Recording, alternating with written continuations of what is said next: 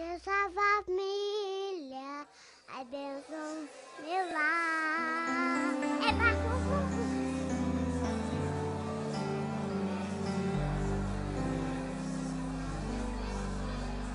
Sei que em minha casa estás, sempre cuida do meu lar. O Senhor é o meu pastor e nada vai faltar, pois sei que tu és fiel. Tu és fiel a mim. Sei que os meus filhos crescerão e terão as bênçãos de tuas mãos. Minha descendência vai a ti obedecer e frutificarão. Pela fé eu posso ver. Deus da família, abençoe o meu lar. Deus da família, vem minha casa edificar. Faça morada eterna em nossos corações. Deus da família, és o Deus do nosso lar. Sei que em minha casa estás, sempre cuidando do meu lar. O Senhor é o meu pastor e nada faltará,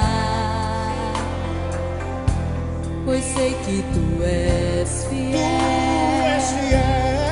Tu és fiel a mim. Sei que os meus filhos crescerão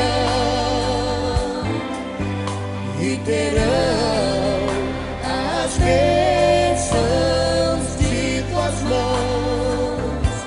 Minha descendência vai a ti obedecer e frutificarão. Pela fé eu posso ver. Deus da família, abençoe o meu lar. Deus da família, vem minha casa edificar. Faça morada eterna em nossos corações.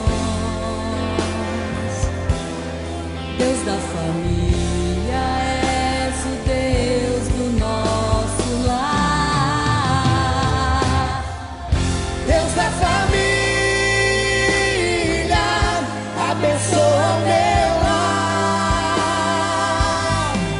Deus da família, vem minha casa edificar. Faça morada eterna em nossos corações. Deus da família, és o Deus do nosso lar. Deus da família, és o Deus do nosso Lar.